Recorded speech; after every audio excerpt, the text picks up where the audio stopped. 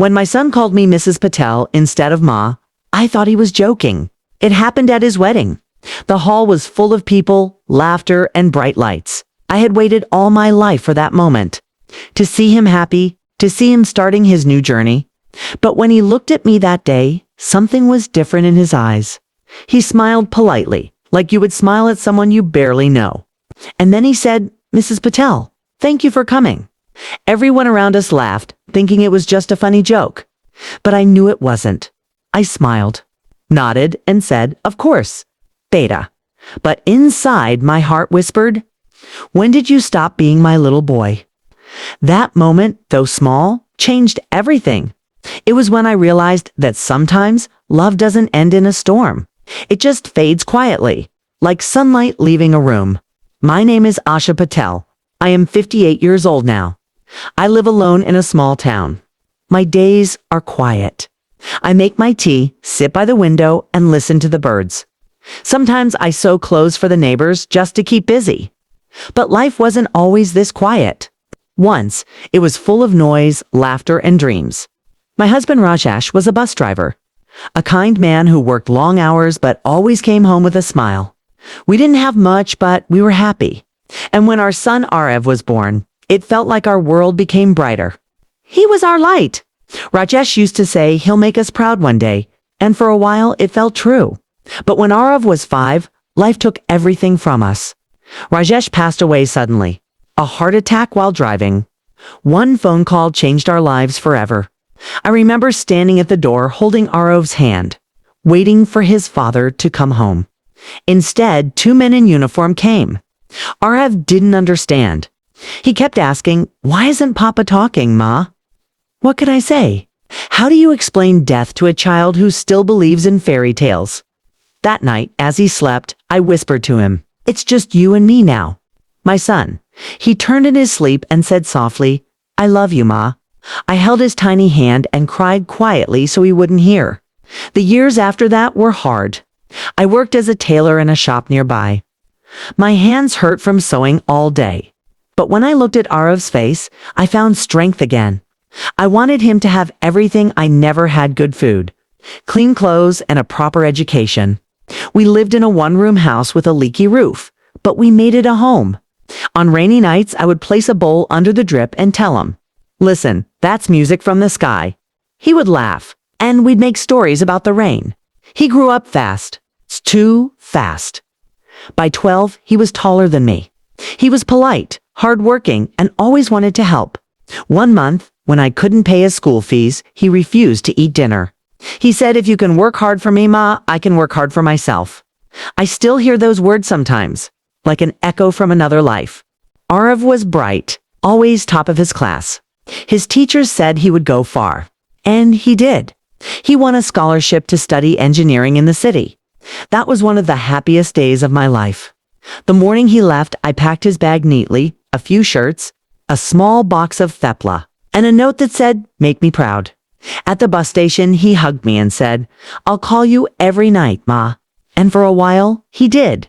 Every evening, he would tell me about college, his new friends, and the city lights. I listened to every word like it was gold. I wanted to visit him, but I never had enough money to make the trip.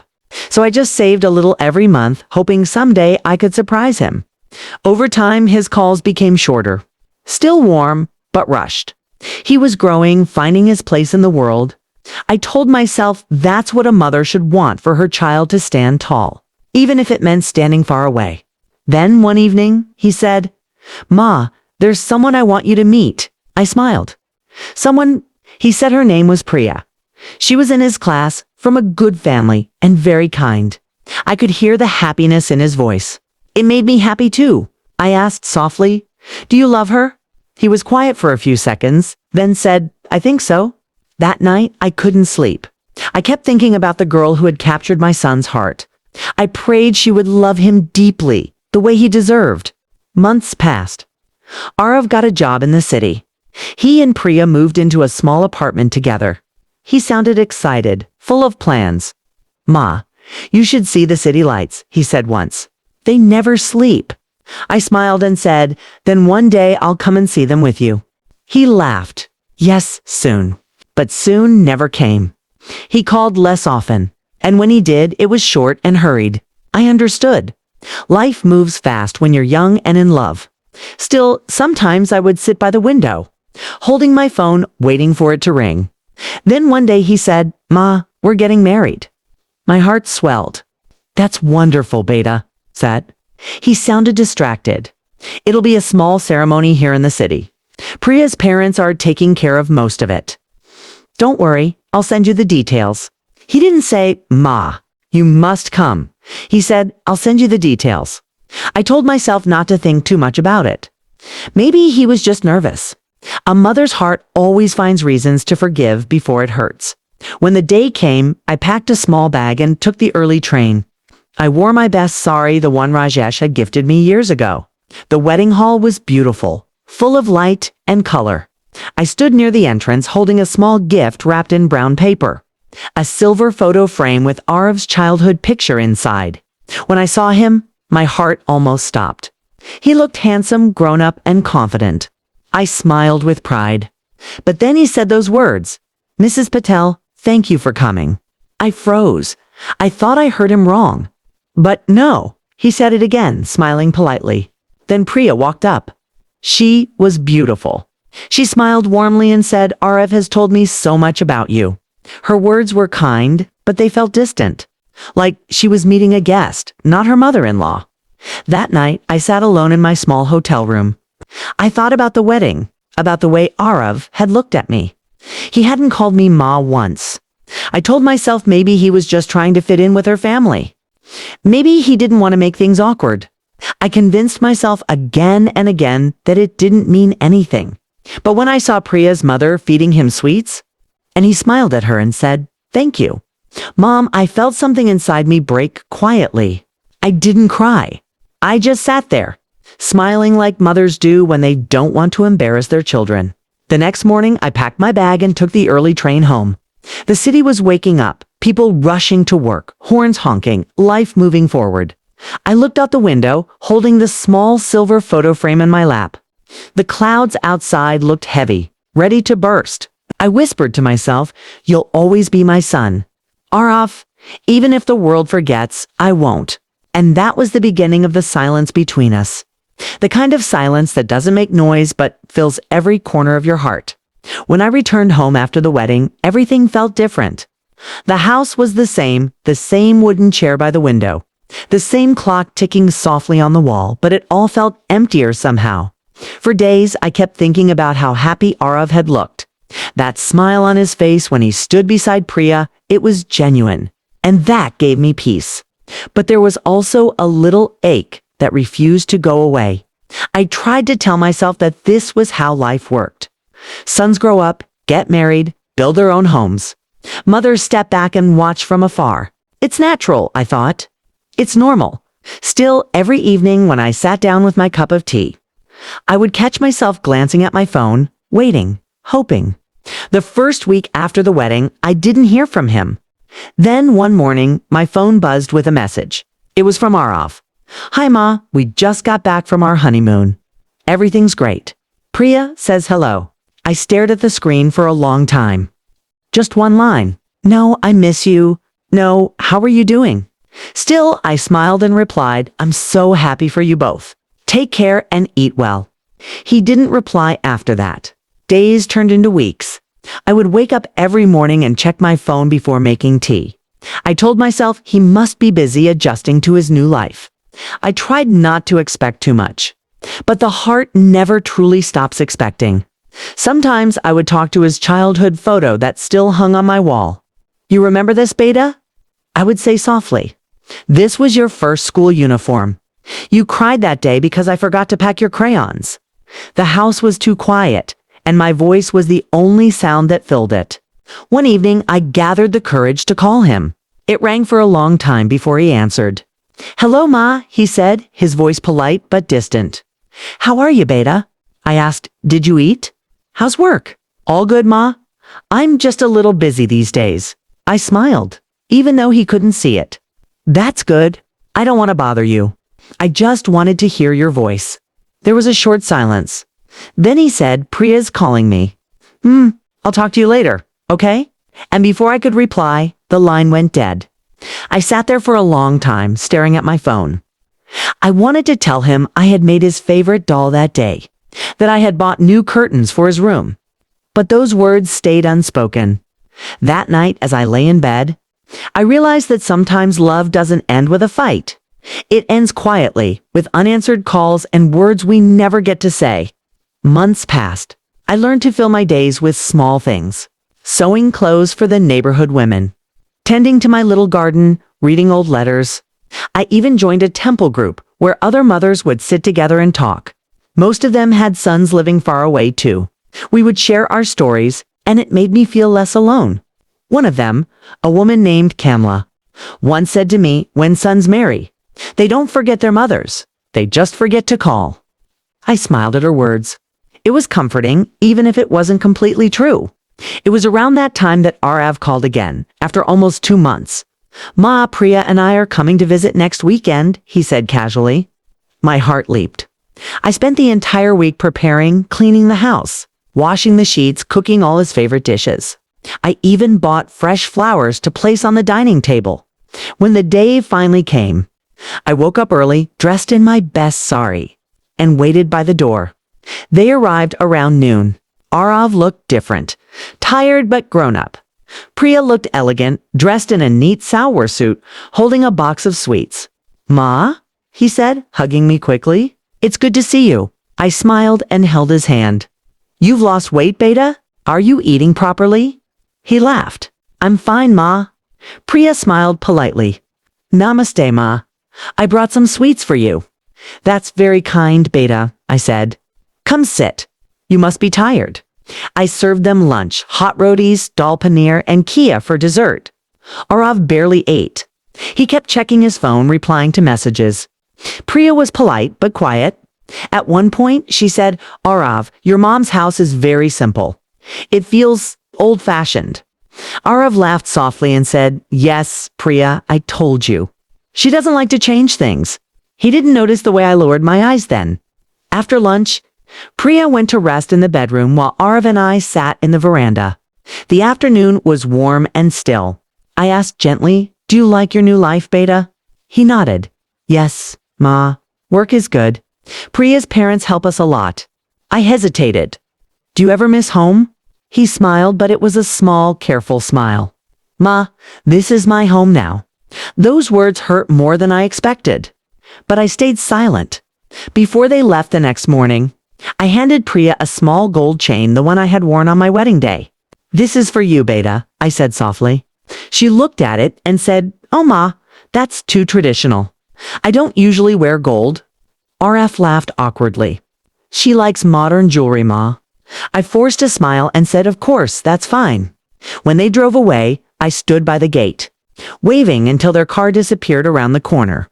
Then I went inside and sat on the bed, the silence heavy once again. After that visit, Arav called even less. Months would go by without a word. I would send small messages sometimes. How are you? Are you eating well? But most went unanswered. When he did reply, it was short. Busy, Ma, we'll call later. That later never came. Priya never called either. Not even on festivals. I used to send gifts, small things like handmade cushion covers or sweets, but she never mentioned receiving them. One year during Diwali, I sent a box of sweets with a card that said, With love from Ma. I got no reply. A week later, my neighbor showed me a picture on social media. It was Arav and Priya celebrating Diwali at her parents' house. He was smiling, dressed in fine clothes, holding sparklers. Her mother was beside him, feeding him sweets. Under the photo, someone had written, Family. I looked at it for a long time. He was smiling, and that should have made me happy. But instead, I felt something deep inside me go quiet. That night, I sat by the window and spoke softly into the dark. Maybe this is how life teaches us to let go, slowly, gently, without noise.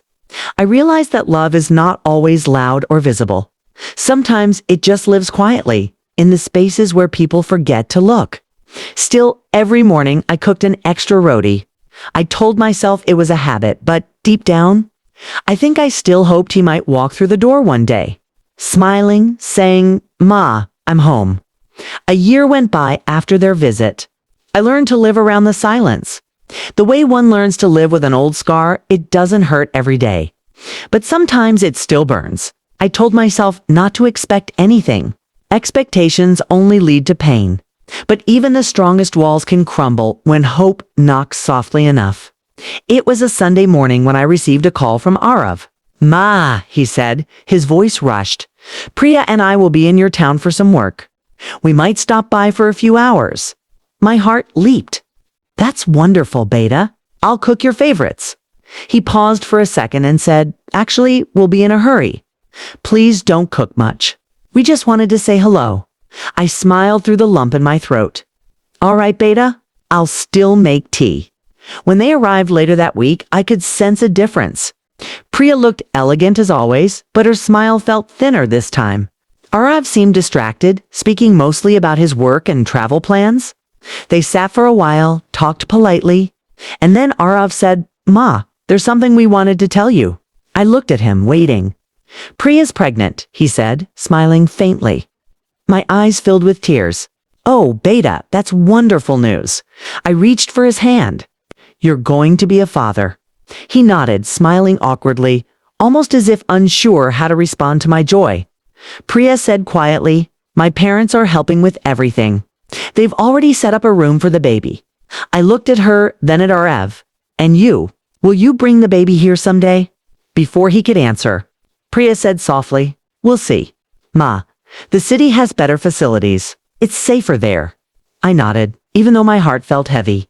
I wanted to ask if I could come help when the baby arrived. But something in her tone made me stop. When they left that day, Arav hugged me quickly. "Take care, Ma. I'll call you soon." I smiled and said, "Of course, Beta." But that call never came. Months later, I heard from a neighbor's daughter. She had seen pictures online. Arav and Priya had a baby girl. She was beautiful, with big eyes like her father. I stared at those pictures for a long time, smiling and crying at the same time. He hadn't called. He hadn't told me. I waited every day for the phone to ring. I wanted to hear his voice, to hear him say, "Ma, you're a grandmother now," but it never happened. One evening, I called him myself. He answered after a few rings. "Hello, Ma." "Beta," I said softly. "I saw the photo. She's beautiful. Congratulations." He hesitated.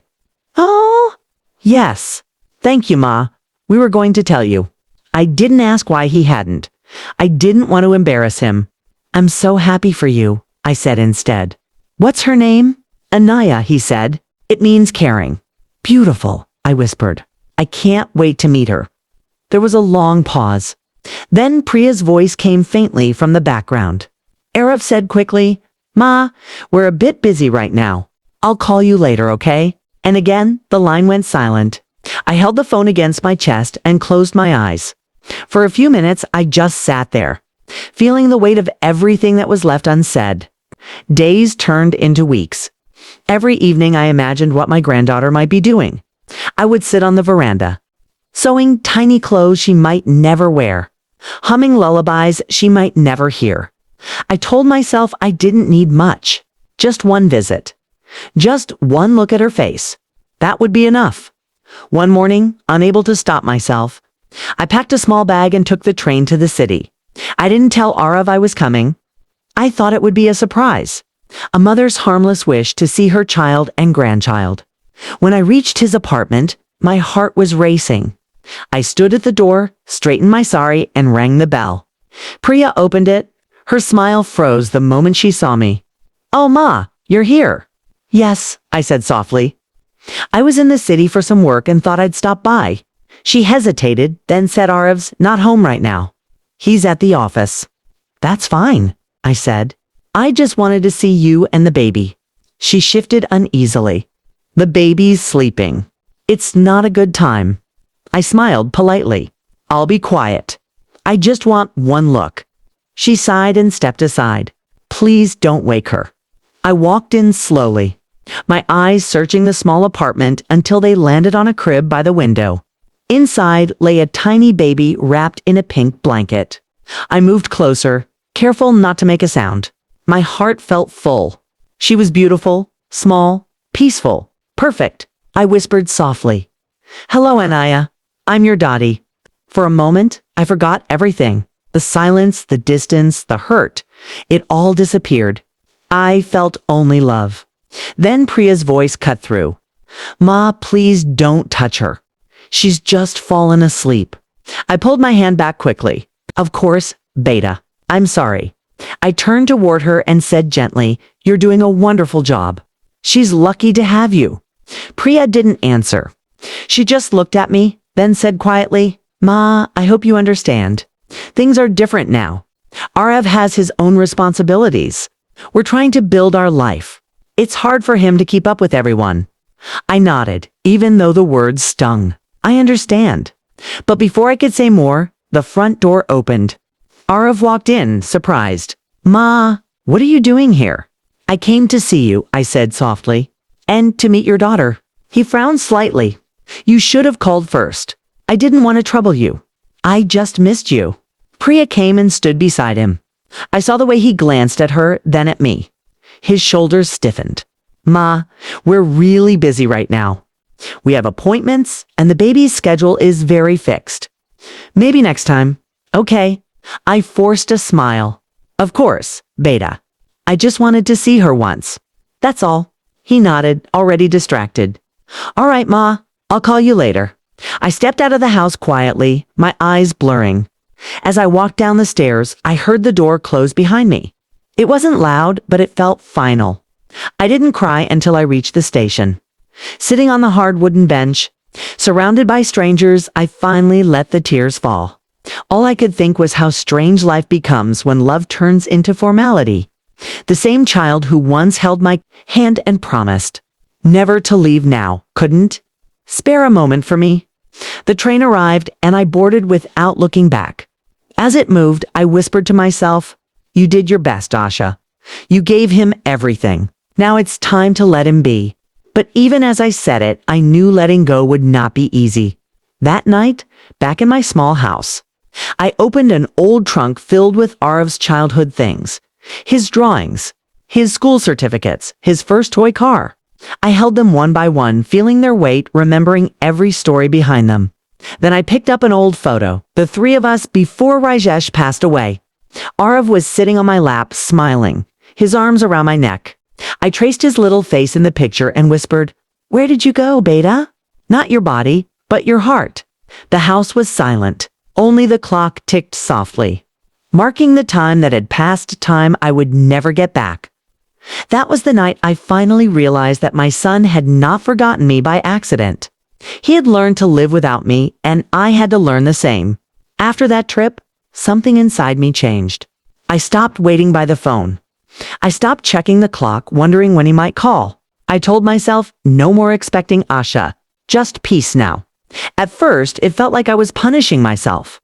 The silence in the house grew louder, heavier. Every sound, the kettle whistling, the wind outside, the clock ticking seemed to echo inside my chest.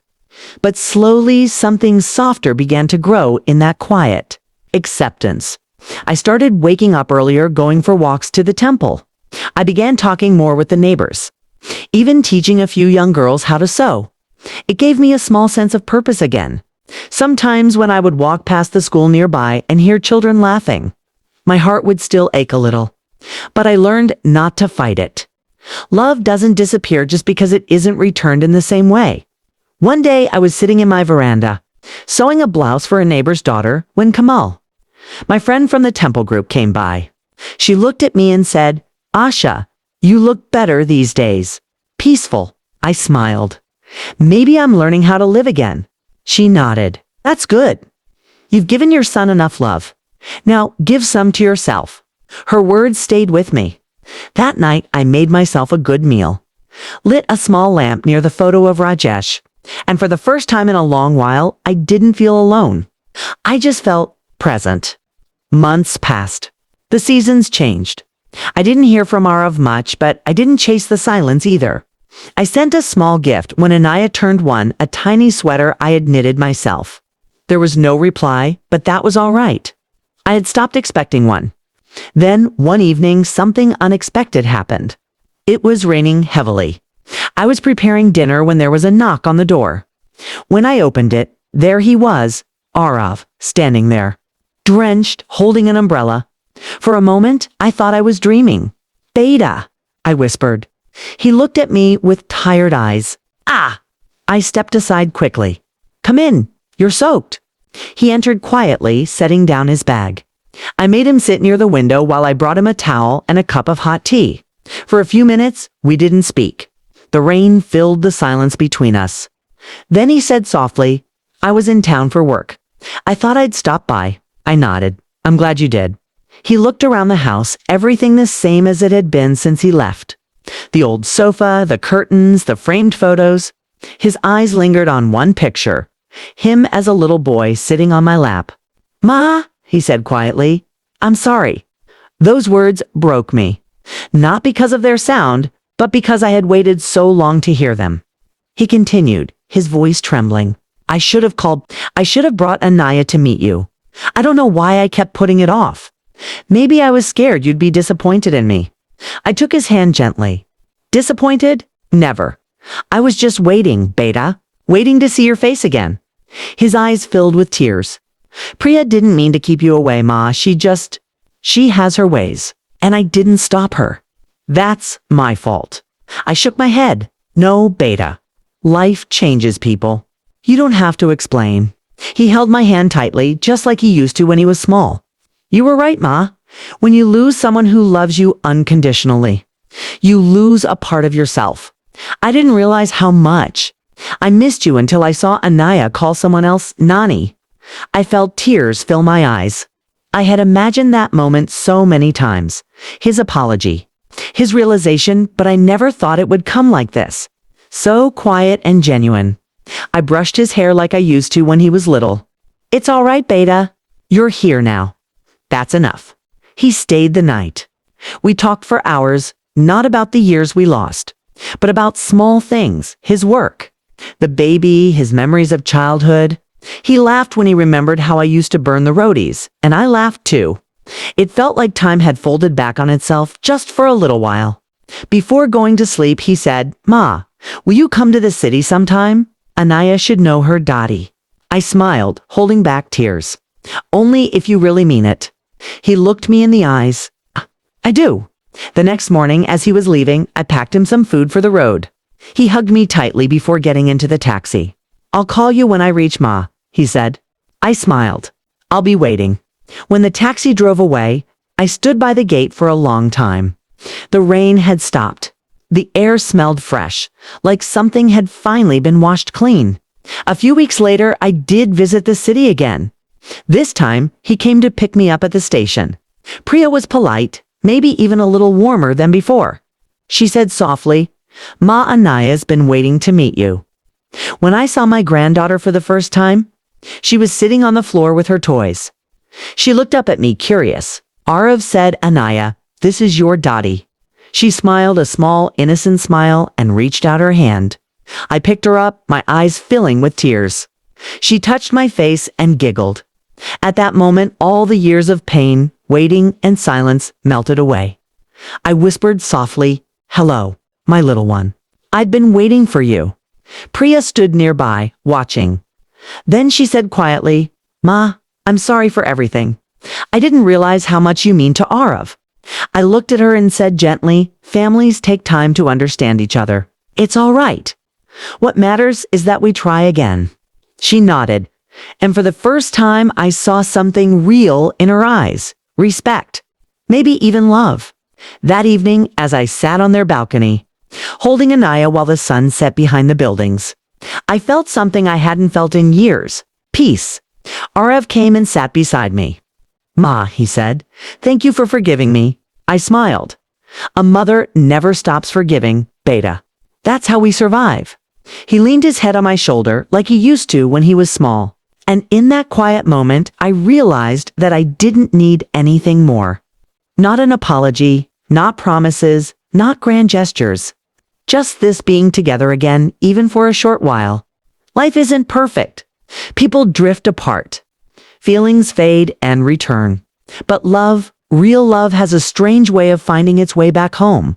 Sometimes it comes in a letter. sometimes in a late night call, and sometimes it just walks through the door on a rainy evening, holding an umbrella. And when it does, all we can do is open our hearts again. Because love once given never truly leaves. It just waits for us to remember. It has been 3 years since that rainy evening when Arav came back into my life. The wounds have healed, though faint scars remain. I still live in the same little house, the one Rashef built with his hands and dreams, but it doesn't feel lonely anymore. It feels like a place of peace now. Arav visits often, sometimes with Priya, sometimes with little Anaya. Every time I hear the honk of his car outside, I smile before I even see him. And when Anaya runs into my arms shouting, "Dottie!" it feels like all the missing years dissolve into that single moment. I don't ask questions anymore. I don't ask why he stayed away or why it took so long. Those answers don't matter now. What matters is that he came back, that he remembered, that somewhere inside him, the love I gave still lived, quiet but alive. There are evenings when I sit on the veranda, watching the sky turn orange, and I think about everything that happened, how life takes you through such strange roads, joy, heartbreak, silence, forgiveness, and yet somehow it all leads you home again. I used to think that being a mother meant never letting go, that my job was to hold on to him, to guide him, to make sure he never forgot me. But I was wrong. Being a mother means giving love even when it's not returned the way you hoped. It means letting them fall, letting them choose, letting them forget, and still loving them quietly from a distance. It means forgiving before they ask. Sometimes late at night, I talk to Rayesh's photo. I tell him our son is doing well. He's become a good father, and I like to think Rajesh can hear me wherever he is. When I see Arav playing with his daughter, I see traces of the little boy he once was, the same laugh, the same sparkle in his eyes. I realize then that time doesn't steal love. It just teaches us new ways to show it. One afternoon, as I was leaving their house after a weekend visit, Anaya came running to me. She hugged my legs and said, "Dottie, don't go, stay." I bent down, kissed her forehead, and said, "I'll come back soon, my little one. You take care of Mama and Papa for me." She nodded seriously, and I laughed. Arav watched from the doorway, his eyes soft. He walked me to the gate and said, "Ma, thank you for never giving up on me."